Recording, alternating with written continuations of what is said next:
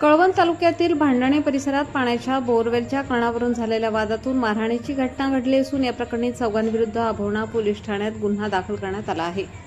Police सूत्रांनी दिलेल्या माहितीनुसार फिर्यादी सौ सुमनबाई उर्फ जयंतीबाई बबन वाघ वय 50 वर्षे राहणार भांडणे तालुका कळवण जिल्हा नाशिक यांनी दिलेल्या तक्रारीवरून हा प्रकार उघडकीस आला आहे। ही घटना दिनांक 16 मे 2026 रोजी घडली।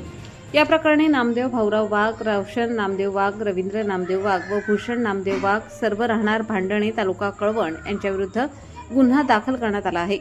फिर्यादी व आरोपी यांच्यात पाण्याच्या बोरवेलवरून वाद निर्माण झाला। या वादाचे रूपांतर भांडणात झाले। आरोपींनी फिर्यादीच्या पत्नीला मारहाण केली। त्यानंतर फिर्यादीला देखील काठी व लाथाबुक्क्यांनी मारहाण करून दुखापत केली। तसेच आरोपींनी शिवीगाळ करत जीवे मारण्याची धमकी दिल्याचे तक्रारीत नमूद करण्यात आले आहे। या प्रकरणी गुन्हा रजिस्टर नंबर व कलम 139/2026 भारतीय न्याय संहिता कलम 118(1), 352, 351(2), 351(3), 3, 5 प्रमाणे गुन्हा दाखल करण्यात आला असून पुढील तपास अभोणा पोलीस करीत आहेत।